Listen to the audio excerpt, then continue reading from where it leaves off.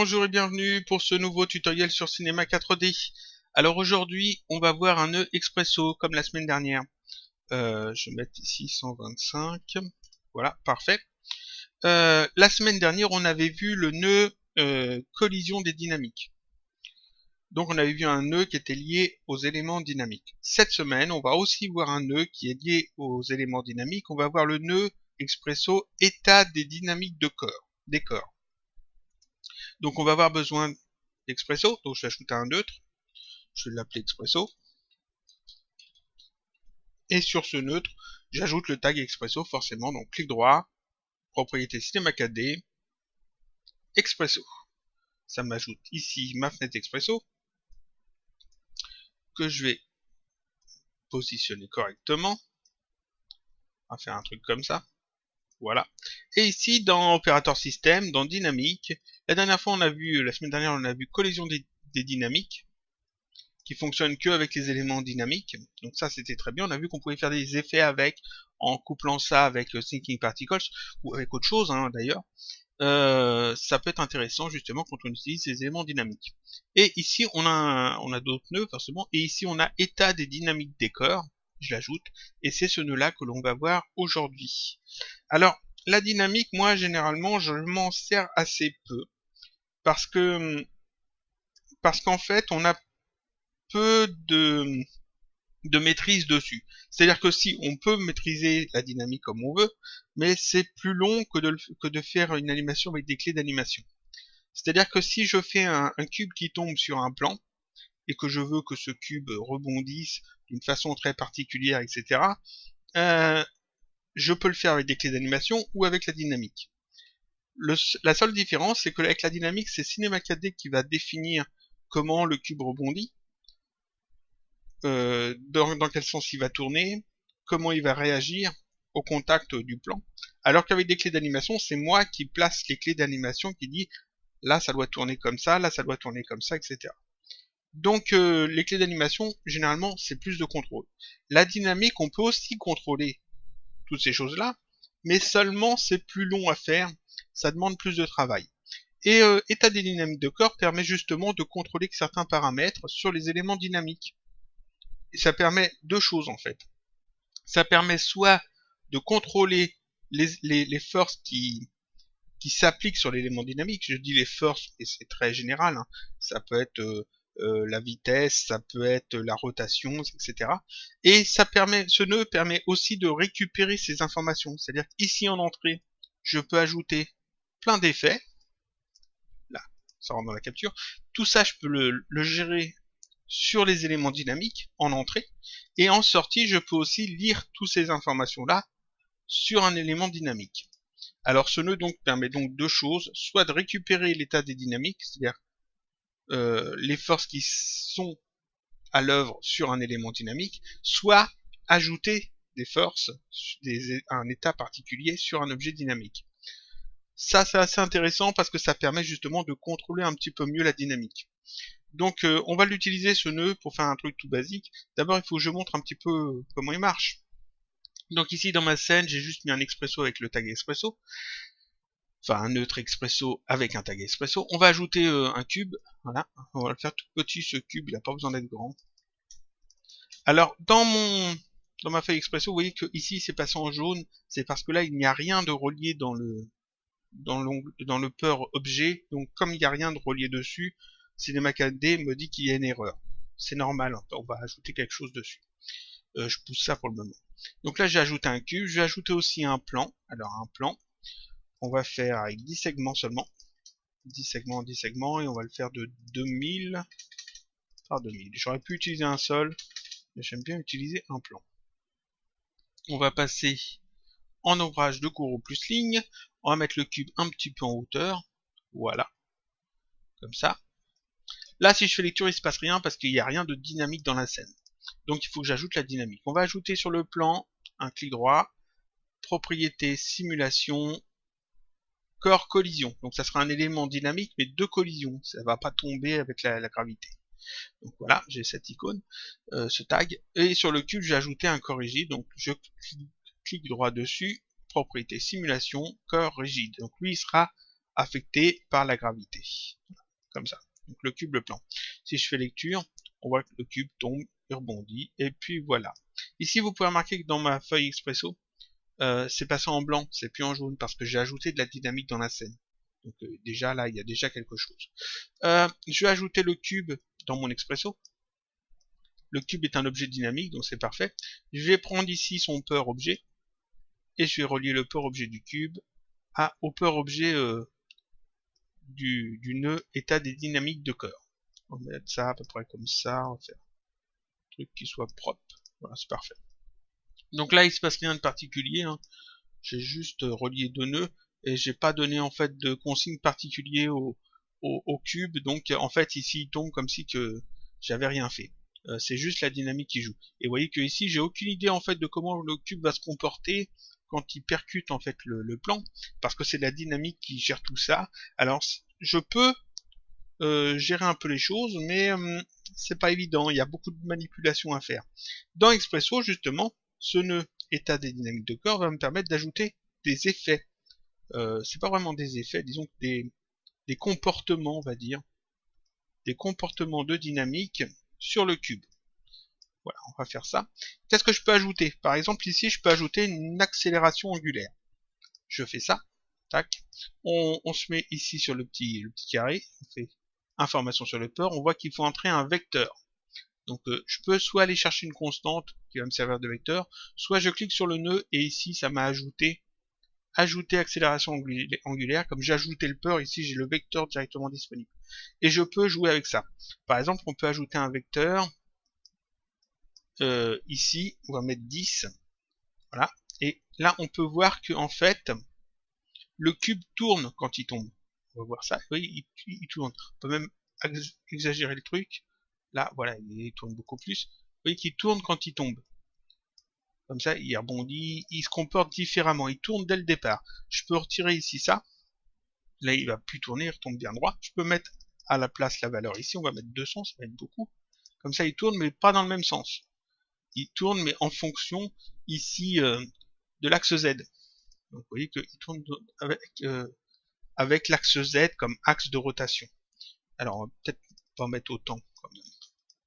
Voilà, histoire de le garder à l'écran. Voilà, on voit qu'il tourne. Et puis, quand il se pose, quand il est posé ici, il n'a plus la possibilité de tourner, donc il s'arrête de tourner parce que c'est pas un mouvement en fait que je lui indique, c'est une accélération. C'est-à-dire qu'il faut qu'il soit quand même libre pour justement se mettre à tourner. Donc ici 10, j'ai quand même donné 10 et puis on voit qu'il tourne un peu. Ici je peux le faire tourner sur l'axe Y à la place. Donc là c'est sur l'axe Y qui tourne, voilà.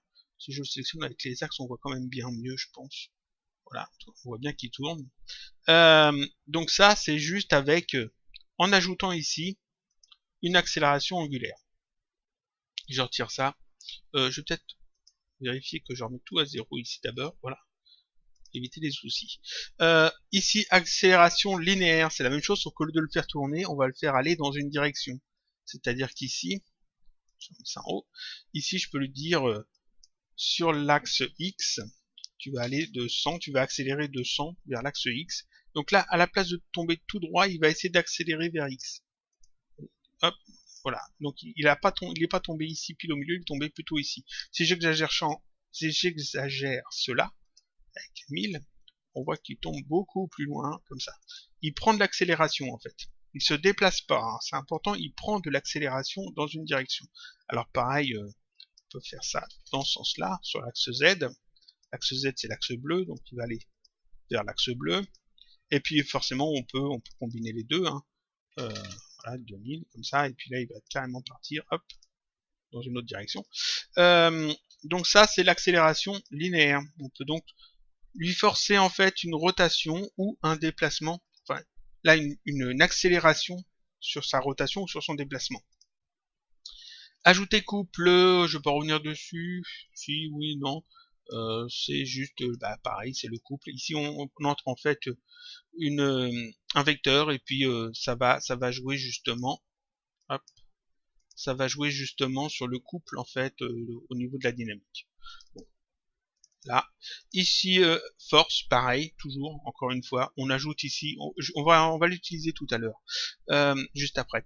Là encore, on a un vecteur, on utilise ici dans les vecteurs une valeur dans une des trois directions x, y, z, et ça va ajouter une force, par exemple comme un vent en fait, en quelque sorte. Si je mets par exemple ici en z, je mets 200, il va aller vers la direction de z, même une fois qu'il est mis au sol, de toute façon, il continuera à aller vers z.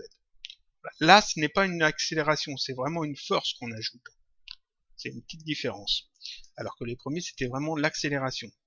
Donc il fallait qu'il soit quand même libre, l'élément, pour que justement il puisse accélérer. Index objet, index point.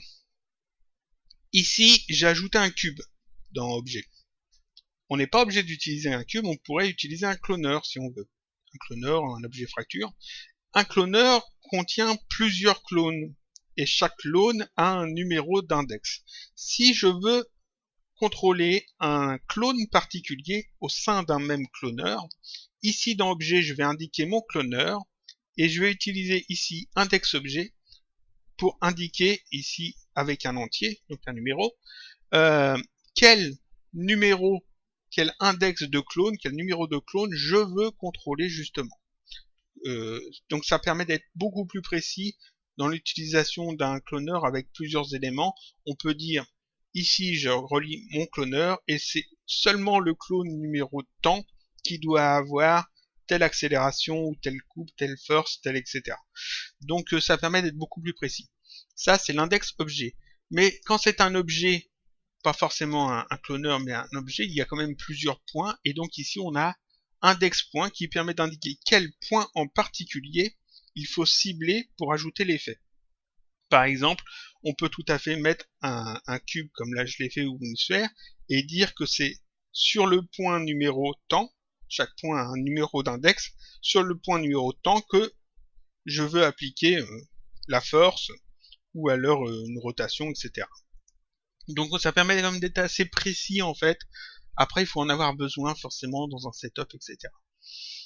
Donc index objet index point permet donc de spécifier soit un objet dans un cloneur, donc un clone en particulier, soit un point en particulier sur un élément. La masse, c'est la masse de l'objet. On peut spécifier une masse particulière pour l'objet, c'est-à-dire qu'ici on rentre en fait un réel, voilà, et ça permet de spécifier cet objet-là doit avoir telle masse. On peut déjà le faire ici avec si je clique ici sur le tag, ici j'ai masse qui me permet d'utiliser la densité du monde ou alors une masse personnalisée et ici j'indique en fait la masse de mon objet. Seulement ici si je veux le changer au milieu d'une animation, vous voyez que ici je mets masse personnalisée, je peux mettre une clé d'animation là-dessus, mais quand je le fais avec Expresso, quand j'utilise un setup, c'est pas toujours pratique d'utiliser en plus des clés d'animation. Donc quand je veux faire un setup, je peux justement utiliser ça pour indiquer la masse, en particulier de cet objet, de l'objet que j'indique ici, doit être de temps. Voilà. Donc ici, vous voyez que j'indique en fait ici la masse, une valeur pour indiquer la masse de l'objet. Donc je peux le changer ça en fonction d'autres éléments dans Expresso ou à n'importe quel moment de l'animation. Donc la masse, on peut jouer avec ça. Ici, matrice globale, on peut justement ici entrer une matrice globale, c'est-à-dire forcer l'objet à se positionner à tel ou tel endroit, dans telle ou telle direction, etc. On peut vraiment assez bien gérer les choses. Donc on a la matrice globale et on a aussi ici la position, la position, on indique la position, et on a aussi la rotation. Ici, rotation. On peut indiquer aussi une rotation à l'objet. Donc si on veut geler en fait un objet ou que la dynamique se mette en marche seulement à un certain moment grâce à Expresso, on peut justement gérer ça comme ça. On peut ici donc spécifier la matrice globale de l'objet doit être celle-là, doit être celle d'un autre objet par exemple, ou alors la position de l'objet doit être à tel ou tel endroit. Par exemple ici, si je mets position et que je mets par exemple ici 100, 100 par exemple, et 100, je force la position, je fais lecture et tac. Là, vous voyez que l'objet il est toujours dynamique, il y a toujours ça, mais seulement j'ai forcé la position en 100 par 100 par 100. Ici, on voit position 100 par 100 par 100. Et là, ça bougera pas, ça restera comme ça, jusqu'à ce que je lui dise de ne plus en prendre compte. Par exemple, on pourrait ici ajouter le activer. Et quand on met une valeur 1 là-dedans, la position est à 100, 100, 100, parce que c'est ce que j'ai indiqué, et quand on met une valeur 0, la position n'est plus à 100 par 100 par 100, dans ce cas-là, l'objet redevient dynamique. Donc on peut déclencher la dynamique à certains moments, comme ça, juste en jouant avec la position et avec l'activer. Et pareil avec la rotation, on peut forcer la rotation de l'objet, ainsi que, comme j'ai dit, sa matrice globale. Donc là, on est déjà pas mal, on a déjà pas mal de choses qu'on peut faire. Donc l'objet, point d'application local, c'est pour justement indiquer sur quel point de l'objet la force de ce qu'on ajoute ici va avoir lieu. Point d'application, c'est le point d'application global en fait, et point d'application local, c'est localement sur l'objet. Position locale, alors pareil, position c'est la position globale, et position locale, c'est la position locale de l'objet. Là, je reviens pas sur la différence entre position globale et locale, j'ai déjà expliqué dans un autre tutoriel, si je ne me trompe pas. Vélocité angulaire, vélocité linéaire, contrairement à l'accélération ici c'est pas des accélérations, c'est vraiment des mouvements. Donc par exemple, si je mets vélocité angulaire, et qu'ici je vais mettre par exemple, on va mettre 10, et on va faire lecture, ici mon cube va tomber en tournant, comme tout à l'heure que j'avais mis une accélération, sauf que là, une fois au sol, il va continuer de tourner. Voilà, il continue de tourner, et puis il y va hein, carrément, il avance comme une roue. Si je mets plus, on va mettre 20, il devrait carrément avancer normalement. Voilà, tac, là il avance comme une roue. Donc les outils moteurs, etc., que l'on retrouve ici, là, le moteur par exemple, les différentes forces, tout ça, vous voyez qu'avec Expresso, on peut se débrouiller hein, pour faire la même chose. Donc on peut comme ça faire son petit setup hein, si on a besoin. Ici, je pars dans un sens et je peux tout à fait le faire tourner plutôt comme ça. Donc là, il va pas avancer, mais il tournera toujours comme ça. Voilà. Peut-être moins vite. Voilà. Donc ici, ce n'est pas une accélération, c'est vraiment un mouvement. Tout à l'heure ici, quand j'avais mis accélération, une fois au sol, comme l'élément dynamique était en contact avec le sol, il n'avait plus la force de tourner. Alors que là, c'est vraiment un mouvement, il continue de tourner. Donc c'est la petite différence qu'il faut bien prendre en compte. Donc là, ça c'était la vélocité angulaire, donc ça tourne, et on a la vélocité linéaire, qui dans ce cas, on lui indique en fait une direction. Alors ici, c'est en 10 sur l'axe X, donc il va aller dans cette direction-là. Voilà. Alors là, vous voyez que 10, c'est vraiment très long. On va mettre plus. Tac. On peut mettre moins. 100. On va essayer de trouver le compromis. Voilà. En 125. 125. 750. 750, voilà, comme ça. Et puis forcément, on peut le faire aller dans différentes directions. On peut rajouter, on peut même le faire aller vers le haut. Tac. Si je fais ça, là, on va mettre un 0 de plus. Tac.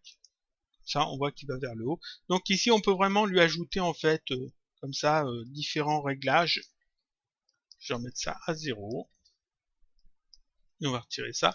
Donc ici, on a vu qu'on pouvait donc ajouter en fait tous ces éléments-là, tous ces comportements sur notre cube. On peut également se servir de ce nœud-là, non pas pour ajouter des éléments, mais ici pour en lire.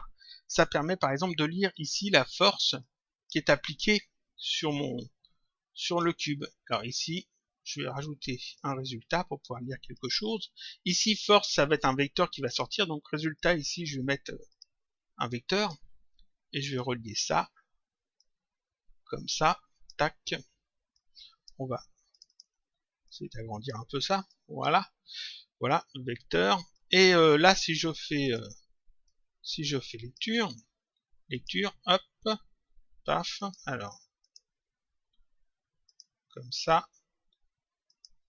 ici, 0, peut-être que même, je vais mettre ça comme ça, on va le voir dès le départ, tac. Ici, on voit que le cube tombe, et donc, il se dirige sur l'axe Y, et il va pas dans le sens de la flèche, il va dans le sens inverse, donc il va vers les moins. Et donc on voit qu'en fait il tombe à moins 125, tout bêtement. Donc voilà, moins 125, et quand il arrive qui bute en fait sur le sol, il rebondit. Là, ça part un petit peu dans tous les sens. Voilà, ça part un peu dans tous les sens, il tourne un peu dans tous les sens. Donc ici, je peux récupérer en fait la force. Pourquoi ça va à moins 125? Eh bien simplement parce que ici, je vais retirer ça. Ici, je vais ajouter la masse. Tac. On va lire la masse de l'objet. Alors la masse de l'objet, il me faut une valeur réelle. Donc le résultat ici, je vais demander à m'afficher une valeur réelle. Et je vais relier ça. Tac. La masse est de 0.125. Donc forcément, quand il tombe à moins 125 parce que c'est la masse de l'objet 125. Enfin 0,125. Donc ici, vous voyez qu'on peut récupérer en fait toutes les valeurs que l'on a besoin. Par exemple, si je veux savoir le nombre d'objets qui est relié ici, c'est qu'un seul objet, donc ça sera juste 1. Mais si c'était un cloneur, je pourrais avoir le nombre de clones qui sont indiqués. Alors ici, il me faut un entier, donc là ce résultat à la place de réel, je mets entier. Je relis là, tac, et là on indique bien 1, c'est parce qu'il n'y a qu'un seul élément qui est relié à ça. Donc là, ça m'indique bien 1, parce qu'il n'y a qu'un seul élément qui est géré justement par l'état des dynamiques de corps. Ensuite, qu'est-ce qu'on peut avoir d'autre? Donc la force, le couple, l'accélération angulaire et linéaire, ce qu'on peut ajouter d'un côté, on peut le lire de l'autre. La matrice globale, on peut la récupérer. La position globale et locale. La rotation, la vélocité, pareil. L'objet qui est connecté ici, on peut le récupérer ici. Ici, on a propriété. Ça, c'est assez intéressant. Ici, je ne peux pas le montrer avec le résultat, mais en fait, ça correspond au tag qui est ici, au tag dynamique qui est relié à l'objet. Donc ici, comme l'objet, c'est le cube, c'est le tag du cube qui est ici, que je peux récupérer par là. Ici, je mets propriété. Alors, je vais retirer ça. Voilà, propriété, et ça en fait ça me donne un lien, un port de sortie vers une propriété. Donc ça me permet de relier ce tag propriété à autre chose. Donc dans les setups ça peut être très intéressant. Donc tout ça c'est super. Maintenant il va falloir qu'on utilise tout ça. Donc on va faire un petit truc, on va faire une petite scène toute sympa. Je vais fermer tout ça, on met tout à 0. Et puis on va faire une scène tout de suite. Alors qu'est-ce qu'on va faire comme scène? On va faire quelque chose d'assez basique. On va juste faire un cachet d'aspirine qui tombe dans un verre.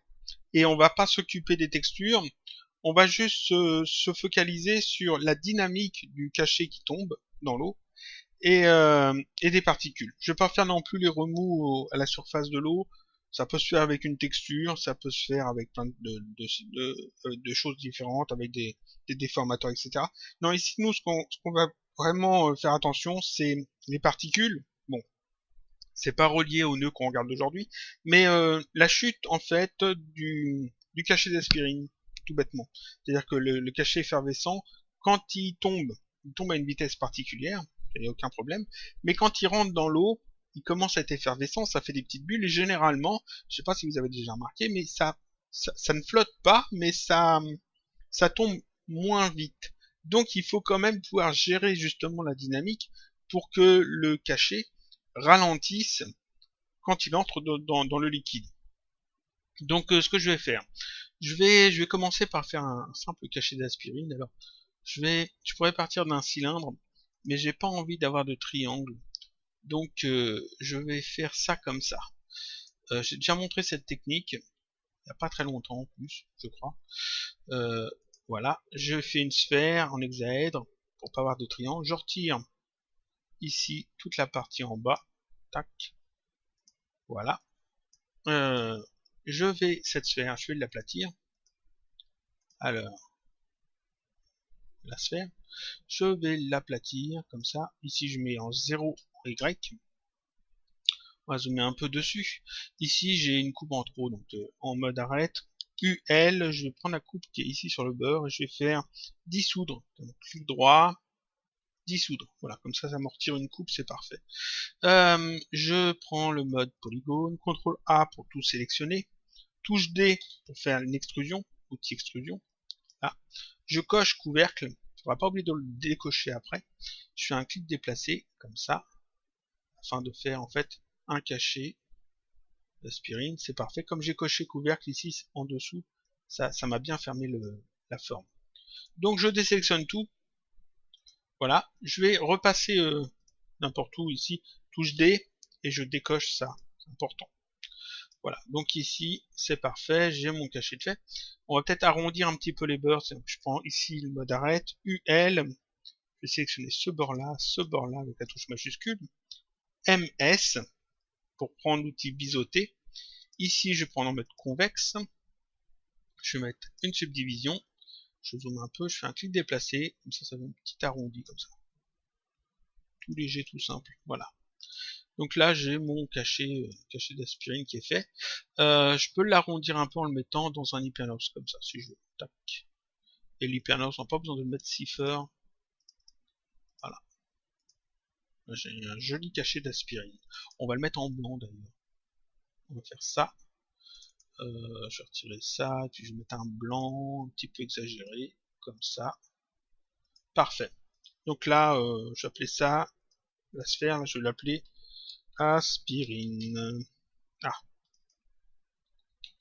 aspirine. Voilà, parfait.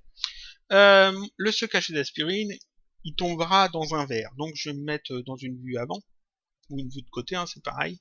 Je vais mettre comme ça et je vais tracer en fait le profil du verre. Donc à prendre une courbe linéaire, on va faire un clic ici au milieu, tac, un clic ici sur le côté. On va remonter comme ça. Alors, essayer de remonter, on va dire jusque là. Oui, peut-être un peu plus haut. On verra. Un clic après ici, après on redescend ici, et on va ici sur le bord. Tac. Voilà. Je vais cacher le cachet pour le moment. Alors ce point-là, il est pas bien. Ah. J'ai soudé les deux. J'ai soudé les deux bêtement. Bon, on revient en arrière, c'est pas grave. Hop. Voilà. Voilà. Ici, tac. Ah, bon. Je recommence la spline. Pas de raison, hein, c'est pas grave. Parce que sinon je vais cafouiller, autant recommencer. Donc ici, Alternate D pour cacher les flèches, si ça gêne. Ici, on va aller jusque là, on redescend à peu près là, et puis on va aller ici. Voilà. Je cache ça, je suis bien en mode point. On va aller placer les points correctement. Ce point-là, on le met en 0, 0, 0. Ce point-là, ici en Y, c'est 0. Ce point-là ici en Y c'est bon, on va juste arrondir, peut-être on va mettre 35. Voilà, et ici c'est 0. Ce point-là, ici c'est 35. Et puis ici, on va juste peut-être un peu le déplacer, Alternate D pour remettre les axes. Le déplacer un peu comme ça, voilà. Ici, ce point-là, on va le déplacer un petit peu aussi. Parfait. On va peut-être arrondir un peu les choses. Donc ici, je sélectionne les deux points qui sont là, clic droit, chanfreiner, clic déplacer, afin de faire un petit arrondi comme ça. Parfait. Ici, ces deux points-là, je les sélectionne, clic droit, chanfreiner. On va aussi les arrondir comme ça. Voilà, afin d'avoir un bel arrondi. C'est parfait. Je remets le cachet pour voir un petit peu la dimension du verre par rapport au cachet. Donc le faire un peu plus grand le verre, pas de raison. Donc je vais sélectionner ces points-là, il y en a 3 maintenant. Je vais le mettre un peu plus haut, comme ça. Ouais. Et donc ce profil, voilà, ce profil que j'ai fait en spline, je vais le mettre dans une Revolution Nerves. Donc Revolution Nerves, et je mets le profil dedans. Tac. Ça fait un verre très iconique hein, quand même. On va peut-être retoucher un peu les choses. Ici, en mode point, je vais prendre ces points-là et les déplacer un peu comme ça. Donc ce que ça donne. C'est mieux, c'est mieux. Donc ça, la Révolution Nord, je la sélectionne. Alors, ici, c'est pas très beau. Donc spline. Spline d'abord. Naturel. Je vais baisser le nombre de points. Comme ça, j'ai moins de segments en fait. Voilà, j'ai moins de segments. C'est un petit peu mieux. Donc la Révolution Nord, je la sélectionne et touche C ou cette icône. Tac, pour la rendre éditable. et ça je vais l'appeler vert. Afin de pouvoir voir à travers, parce que on s'en fiche un petit peu ici du vert, de la texture, etc. C'est vraiment la dynamique qui va nous intéresser. Donc le vert ici, je vais cocher rayon X en base, rayon X, ça permet de voir à travers, c'est pratique. Ce verre doit être rempli d'un liquide. Et là, ça tombe bien, ici on a une coupe justement, donc on va passer en mode polygone. Je vais regarder à l'intérieur du verre. Je vais recacher encore une fois l'aspirine. Je regarde à l'intérieur du verre, voilà. UL pour sélectionner des boucles, je vais prendre cette boucle là. Avec la touche majuscule, je prends celle-là. Je peux prendre toutes ces boucles là. Alors ça, tac, tac. Zoomer un peu. Ces boucles là. Ah, décidément. Ça. Bon, ça. Et puis, je vais simplement sélectionner comme ça parce que sinon on en a pour des heures. Voilà. Voilà, je sélectionne tout ça avec la touche majuscule pour sélectionner des éléments en plus et la touche contrôle pour en retirer. Donc là je sélectionne bien tout le fond. Voilà, c'est seulement l'intérieur. Je fais un clic droit dans la scène et je choisis ici scission. Alors ça sort de la capture. La touche de raccourci c'est UP. Alors on doit le trouver, on le trouve ici aussi dans maillage. Normalement c'est là, scission. Tac. Je clique dessus, ça me met un deuxième élément vert, oui, que j'ai vert, c'est le vert original. Et ici, vert, c'est en fait la partie que j'ai sélectionnée. Donc je vais l'appeler eau. C'est de l'eau. Ah, pourquoi j'en mets à chaque fois? Voilà. Eau. Donc ça, c'est parfait. Sauf que là, l'eau, elle est pas, c'est pas fermé au-dessus. Si je cache le vert, vous voyez que ici, il n'y a pas le couvercle. Alors, ce que je vais faire, je vais déjà retirer le rayon X pour le moment. Je vais faire CTRL, je sélectionne O, je me mets en polygone, CTRL A pour sélectionner les polygones. On voit que déjà les normales sont sur l'intérieur, donc déjà je vais inverser ça, donc clic droit, inverser les normales, tac. Et ensuite je vais fermer le dessus. Donc je clique dans le guide, je prends ici le mode arrête. Je vais me mettre dans cette vue-là, comme ça, de manière à avoir bien le dessus. Je vais sélectionner ça et ça. Clic droit, couture, j'appuie sur la touche majuscule, c'est très important, et je fais un clic ici et ici, et je relâche. Tac, ça me fait une couture. Comme j'appuie sur la touche majuscule, ça m'ajoute du maillage. Si j'appuie pas sur la touche majuscule, ça va en fait fusionner les deux faces, les deux arêtes. Ensuite, espace pour sélectionner deux autres arêtes, espace pour reprendre l'outil couture. Sélectionner les deux, espace pour reprendre l'outil couture, clic déplacer avec majuscule, comme ça, tac. Espace, je reprends en fait deux arêtes, espace, je refais une couture, voilà, et comme ça je vais faire, je vais refaire en fait le dessus. Alors j'aurais pu faire fermer le trou polygonal, il y a une fonction comme ça, mais ça me crée des n-gon, et je suis pas fan des n-gon. Alors ici, autant faire les choses proprement, surtout que c'est pas trop long à faire. Bon, si c'est trop long à faire, si c'est trop chiant, on peut tout à fait faire ça moins proprement, c'est pas bien grave. Donc espace, je vais resélectionner cette arête là, et cette arête là, espace pour prendre l'outil couture, tac. Ici je vais faire justement fermer le trou polygonal pour gagner du temps. Alors j'ai pas besoin de ça, espace, tac. Donc pour les côtés ici, il reste que deux côtés. J'aurai des triangles, c'est pas grave, mais bon, c'est pas gênant. Ici, maillage, outil de création, fermer le trou polygonal, et je sélectionne ça, tac, je clique, je sélectionne là, je clique, et puis comme ça me crée en fait des n-gon que j'aime pas ça, je passe ici en mode arrête, je vais me mettre comme ça, outil couteau touche K, en mode ligne, je sélectionne ce point là, et je vais jusqu'à ce point là, et je clique. Et là, en fait, ça m'a retiré les n-gon, mais ça m'a mis des triangles, si je me trompe pas. Quoique, non, j'ai pas de triangle. Je vérifie. 1, 2, 3, 4. Non, non, c'est que j'ai que les quadrangles. Eh ben, c'est super, ça. C'est super, j'ai que les quadrangles. Donc, ici, j'ai le truc qui est bien. Je regarde ici en mode en mode polygone, je fais CTRL A pour voir si tout est dans le bon côté. Ici on voit qu'il y a des normales qui sont inversées, donc je fais un clic droit, aligner les normales. Tac. Ça remet tout dans le bon ordre. Et si c'est pas dans, si c'est en bleu ou en jaune orangé, vous faites inverser les normales pour inverser le sens justement des normales.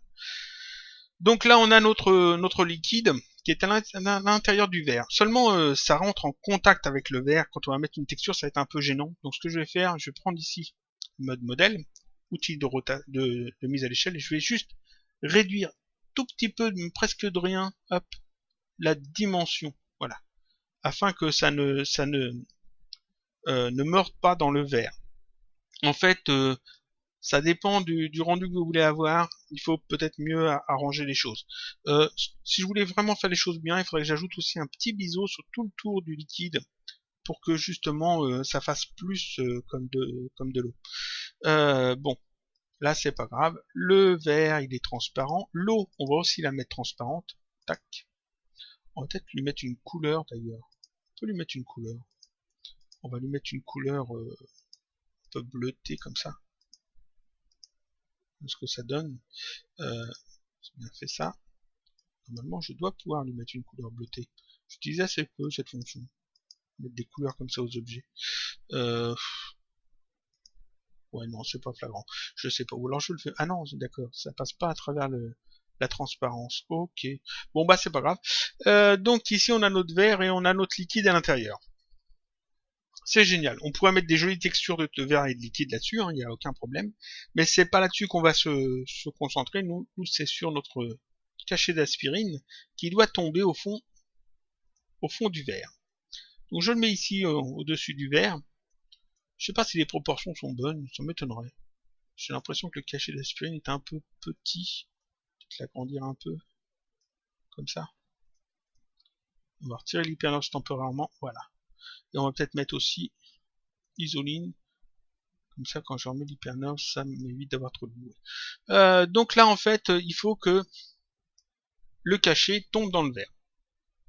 Donc, logique, ici sur l'aspirine, l'aspirine ici, je mets une propriété simulation corrigide.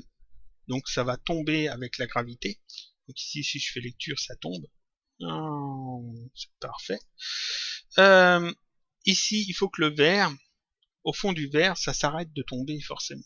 Donc sur le verre ici, clic droit, propriété simulation, corps collision.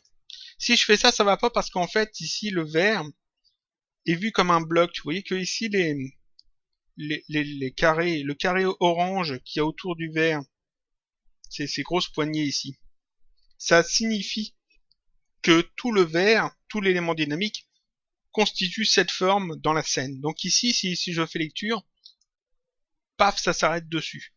Parce que ça rentre pas à l'intérieur, ça s'arrête sur ce cube orange. Alors en fait, c'est pas vraiment ce cube-là, mais c'est un petit peu l'idée. Voilà. Donc là, ça va pas. Il faut que je clique ici sur ce tag que j'ai mis sur le verre, que j'aille ici dans collision, et dans forme, ici à la place de automatique, je mets maillage statique, parce que c'est un verre qui bouge pas. Et là, maintenant, c'est le maillage qui est pris en compte. Si je fais lecture, ça tombe effectivement au fond du verre. Voilà. On va mettre plus de frames. 125, ou pas autant. 125. Voyons ce que ça donne. Comme ça. Là, ça tombe à l'intérieur. Paf. Ouais, c'est pas mal.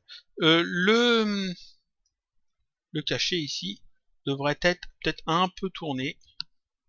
Un peu tourné comme ça, un peu tourné comme ça. Afin qu'il ne tombe pas droit. Voyons ce que ça donne. Paf. Parfait. Là, c'est pas mal. On a un truc qui est pas mal.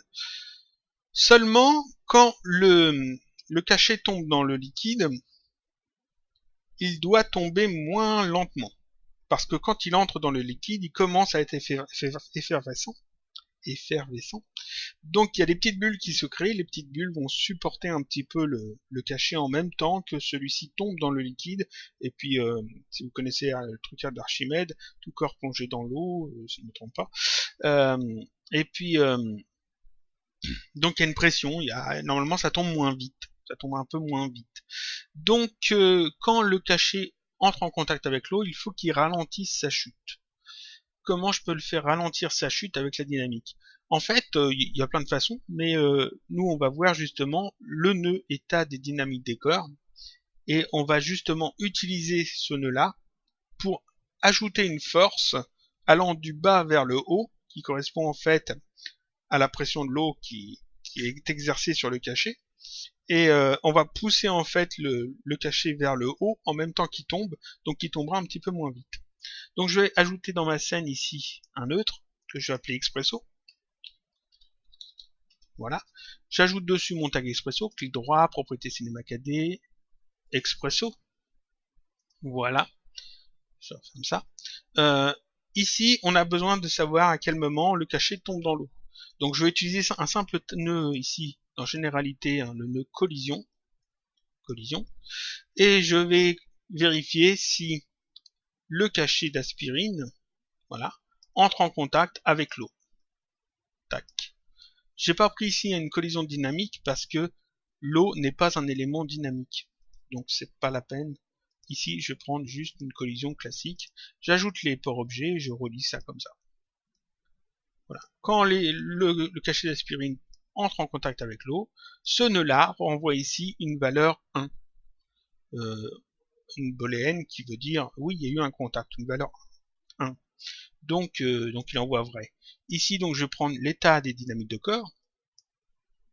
On va agrandir un petit peu la fenêtre Express. Voilà, on va faire un truc comme ça. Ici, j'ai besoin d'ajouter le activé. Et je vais ajouter une force, comme ça. Donc je mets l'activé au-dessus. L'activé sera mise à vrai quand les deux éléments ici entrent en contact. Donc quand le cachet d'aspirine est à l'intérieur de l'eau, la dynamique des corps se met en marche. Qu'est-ce qu'elle va gérer, la dynamique des corps? Elle va gérer ici le cachet. Alors je pourrais reprendre cette aspirine là, enfin le même nœud, mais je vais en rajouter un autre, c'est pas grave. Ah, tac, objet. On va gérer ici cet objet dynamique. Et qu'est-ce qu'on va lui faire à cet objet dynamique? On va lui ajouter une force. Alors je vais prendre une constante. Voilà, constante, c'est plus haut. La constante, tac. Une constante. Cette constante doit être un vecteur. Donc ici je choisis vecteur. Et je vais lui mettre, si je me trompe pas, 520 devrait être bon. On verra de toute façon sinon. Donc 520, je le relie ici à ajouter force. Je vérifie que tout est bon. Voilà. Et si je fais lecture, ça s'actualise. C'est parfait, on fait ça. Voilà, donc quand le cachet d'aspirine entre en contact avec l'eau, j'ajoute 520 de force sur l'axe Y. Donc sur la hauteur, on regarde ce que ça donne. Tac. Voilà. Alors 520, c'est peut-être pas assez, on va peut-être booster un peu. Je vais essayer avec 1000. On va voir ce que ça donne. Il faut jouer un petit peu avec tous les paramètres. Ouais. On va carrément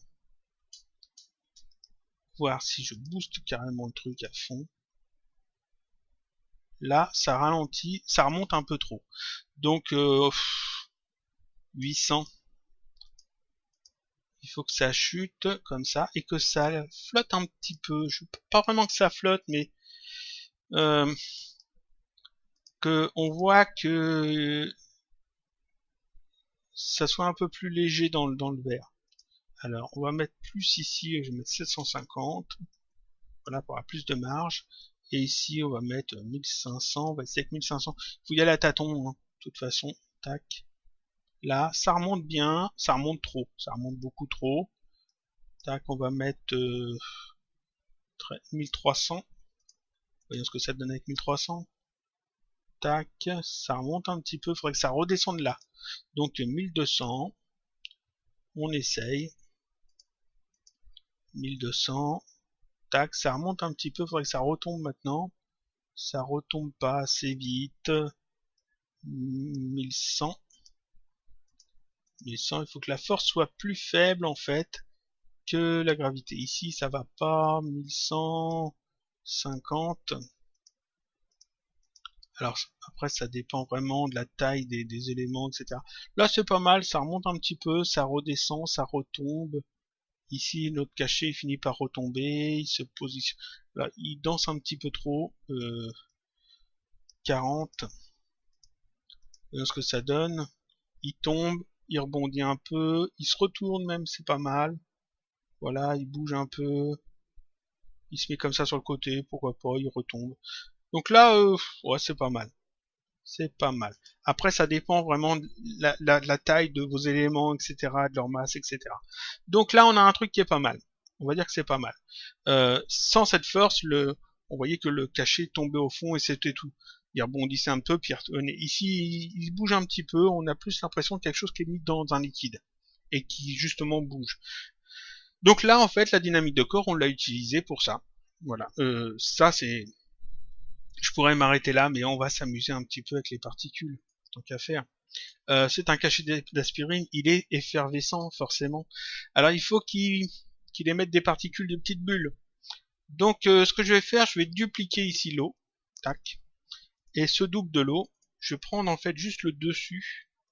Je vais sélectionner hop, le dessus qui est ici. Voilà. Tout ça et tout ça. Et je vais l'abaisser un petit peu sur le double, hein, seulement sur le double. Je vais la baisser ici à peu près. Et ça, je vais l'appeler zone effervescence.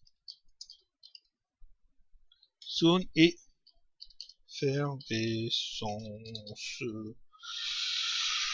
Je fais sans doute une faute. Zone des bulles. Voilà.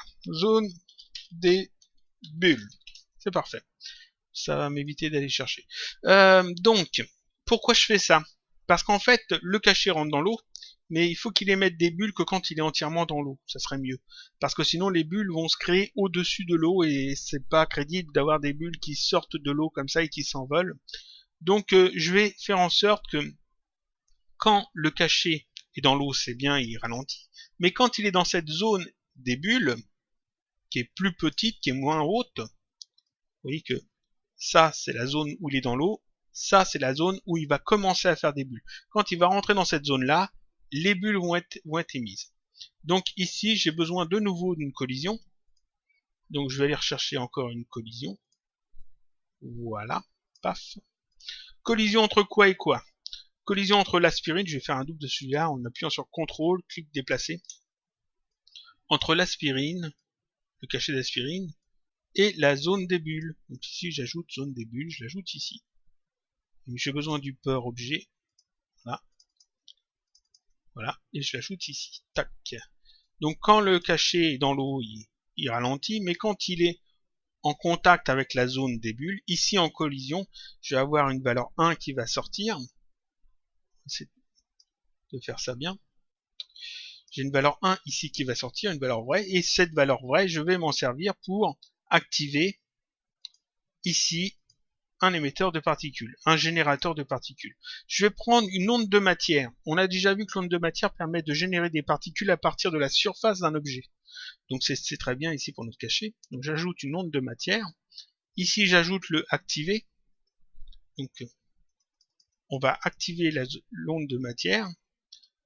Je clique sur onde de matière et ici j'ai objet, j'indique quel objet. L'objet c'est l'aspirine. Tac. C'est lui qui va émettre des particules. Et il faut que ces particules, j'aille les mettre dans un groupe. Alors, je vais ajouter ici un P-groupe. Voilà. Et il me faut aussi un P-conduit si je veux y ajouter des effets. P-conduit. Tac. Et je vais créer forcément un groupe de particules. Donc, je vais dans Simuler, Thinking Particles, Paramètres Thinking Particles. Ici, je vais ajouter un sous-groupe que je vais appeler bulle. On va leur donner une couleur. Voilà. Et ces bulles-là, je les mets sur le P-groupe et sur le P-conduit. Voilà. Donc ici, si on récapitule un peu, qu'est-ce qu'on a? L'aspirine qui tombe dans l'eau. Ça active en fait la dynamique des corps qui ralentit le cachet d'aspirine et qui lui donne un petit peu un effet flottant. Avec en fait une force qu'on a ajoutée sur Y de 1140. Ensuite, quand le cachet d'aspirine entre dans la zone des bulles, qu'est-ce qui se passe? Le collision active l'onde de matière qui va générer des particules qui iront dans le groupe bulle. Combien de particules? Alors ici, je clique sur l'onde de matière, et ici, on peut aller spécifier le type de naissance. Je vais mettre taux par image, on va dire 10 bulles, on va voir ce que ça donne. On fait une lecture pour voir ce que ça donne. Lecture. Voilà. Tac. C'est parfait. Les bulles sont émises. Il y en a peut-être un peu beaucoup. On va peut-être mettre 8 seulement, à la place de 10. 8. Voilà. On regarde. C'est parfait. Alors maintenant, ici, on peut remarquer que les bulles vont un peu dans tous les sens. Et puis elles disparaissent assez vite. Alors on va demander à ce qu'elles disparaissent moins vite. Ici, toujours dans le P-onde de matière, durée de vie, je vais mettre 125, par exemple. Donc elles vont durer un petit peu plus longtemps. Ça fait plus de bulles, en fait. Et il faut, en fait, que les bulles montent à la surface. Donc on va y rajouter des effets. On va ajouter quoi comme effet? Une gravité. Une gravité, mais vers le haut, pour que les bulles montent. Donc ici, j'ai mon P conduit avec le groupe bulle. Je peux fermer ça, je peux fermer ça. Ici, dans TP dynamique, je vais aller chercher ici une gravité. Tac, P gravité. Ici, il faut que je lui indique en fait un neutre pour avoir une matrice globale qui indique dans quel sens la gravité a lieu. Donc je vais ajouter dans ma scène, ici, un neutre que je vais appeler gravité. Gravité. Et cette gravité, je vais la faire aller sur ce nœud gravité. Tac. Et comme ça, je peux l'ajouter sur le bulle. Et ici, forcément, ce neutre gravité, il faut lui donner une direction. Alors normalement, c'est la forme d'une petite flèche. On zoome dessus. Et on va le faire tourner comme ça de 90 degrés pour que ça aille vers le haut. Parfait. On va d'ailleurs la déplacer un peu sur le côté, c'est pas gênant. Donc ça indique bien le sens de la gravité. On regarde ce que ça donne. Lecture. Ça tombe et les bulles vont bien vers le haut. Seulement ici elles sortent du vert, elles sortent complètement dans toutes les directions. Il ne faut pas que ça sorte du vert. Donc ici, on va ajouter ici un P déviation pour dire que ça doit rester à l'intérieur du vert. Donc ce P déviation ici, je vais lui indiquer en fait quelque chose qui va permettre de contenir les bulles. Les bulles ne doivent pas sortir du vert, d'accord, mais elles ne doivent pas non plus sortir de l'eau. Donc ici, c'est mieux de mettre l'eau. Ici, eau, je le fais glisser sur le P déviation. Et je le relie au P bulle. Ça suffit pas. Il faut aussi que je sélectionne le P déviation. Et ici, dans type de déflecteur, dans les propriétés du P déviation, je vais indiquer ici objet. Donc ça va utiliser en fait l'objet eau comme élément de déviation. Et je vais, en type ici de collision, je vais mettre avant et arrière. Ce qui permet en fait de gérer les deux sens. On regarde ce que ça donne. Je fais lecture, on voit que ça tombe dedans, paf. Et ici on voit que ça ne sort pas, ça rebondit en fait. Je veux pas que ça rebondisse. C'est bien, mais je veux pas. Ici, je clique sur le P déviation. Et ici, dans les propriétés du P déviation, ici, le rebond, je mets ça à 0. Tac. Comme ça, les bulles vont rester en fait à la surface. Ce qui sera peut-être un petit peu plus logique. Donc ici, j'ai la gravité et le P déviation qui sont ajoutés. On va fermer ça temporairement. On regarde ce que ça donne. Tac. Le cachet tombe, les bulles sont créées, elles vont à la surface et elles restent à la surface jusqu'à ce qu'elles disparaissent. Elles vont aussi un petit peu sur le beurre et puis elles remontent lentement. Donc ça fait un petit peu comme des bulles, c'est pas mal. On a un truc qui est pas mal là. Ça suffit pas. Ça suffit pas encore, on peut encore faire mieux. On va ajouter un P-bulle. Alors ici, j'ai P-bulle, je l'ajoute. P-bulle c'est tout bête, hein, c'est juste pour justement donner un petit peu le comportement de bulle aux particules. Donc je l'ajoute ici au groupe, au nœud P conduit. Ce P-bulle donc, je le sélectionne en cliquant dessus. Et ici, je vais changer un petit peu ses paramètres. Sa vitesse je vais mettre 10. L'amplitude, on va baisser ça peut-être à 30. On va voir ce que ça donne. Avec 30 et 10, on va peut-être mettre aussi ici 10% de variation d'amplitude. On regarde ce que ça donne. Ça tombe et les bulles remontent lentement. C'est parfait. Ça fait bien en fait des petites bulles. Sauf que là, ça n'a pas du tout le look de petites bulles parce qu'en fait, ce sont juste des particules. Donc, il y a encore une chose à faire. ici on va ajouter une forme justement. Donc j'ajoute un pform. Alors pform on le trouve ici dans TP standard. Je l'ajoute. Il faut lui indiquer quoi comme forme. Donc on va ajouter une simple sphère dans la scène. J'ajoute une sphère, je change même pas sa dimension, je vais juste la cacher. Voilà. Et cette sphère, je vais la faire glisser ici sur le nœud pform. Donc je la fais glisser dessus et je relie ça au pconduit. Tac. Ici, comme le péon de matière, ici on a en taille, dans ses propriétés on a taille 10, ça fait que la sphère sera réduite de toute façon. C'est pour ça que je ne modifie pas sa dimension. Par contre là vous le savez, ça ne suffit pas encore. Quand on ajoute un pform, quand on veut donner une forme aux particules, il faut ajouter aussi, ici, une géométrie de particules. Donc je l'ajoute dans la scène. La géométrie de particules, ici, il faut lui indiquer le groupe de particules, donc simuler thinking particles, paramètres thinking particles, et les bulles ici, je les mets ici. Tac. Le groupe bulle, parce que c'est lui que je veux, en fait, c'est à lui que je veux donner une forme. On va faire une petite lecture, et maintenant, j'ai des bulles qui sont créées. Alors on va peut-être baisser la dimension des bulles, donc c'est-à-dire que je vais cliquer sur le péon de matière, et dans ses propriétés ici, je vais aller chercher la propriété taille, et je vais baisser ça, on va mettre 6, on va essayer avec 6, ça va faire des toutes petites bulles. Voilà, on regarde, des toutes petites bulles, c'est parfait. On peut changer justement la variation ici, on va mettre 20% de variation, il y a des bulles un peu plus grosses. On regarde ce que ça donne. Paf, on va booster peut-être, on va remettre 10, mais on va changer la variation à 50. Voilà, et on va remettre ça à 0, vérifier. Voilà, là on a des bulles plus petites, des bulles plus grandes, c'est pas mal. On va peut-être cacher le vert temporairement, l'eau, on va le cacher aussi, et la zone des bulles, afin de faire un rendu juste des bulles et du cachet. Voilà. On regarde ce que ça donne. On a effectivement des petites bulles et des plus grosses, et puis elles s'arrêtent bien toutes, en fait, ici à la hauteur de la surface. Donc c'est parfait. Elles suivent un petit peu le bord du verre et montent lentement. Voilà, et donc ça c'est parfait. Le cachet retombe lentement aussi. Il n'y a pas de problème, ça fonctionne bien comme il faut. Et quand les bulles sont à la surface, au bout de 125 frames d'existence, elles disparaissent tout bêtement. Donc là on a fait notre petite scène cachée d'aspirine qui tombe dans l'eau et qui génère des bulles. Il y a peut-être un peu beaucoup de bulles, je sais pas, on peut toujours venir remodifier des choses. On va essayer de mettre ça un peu plus proprement.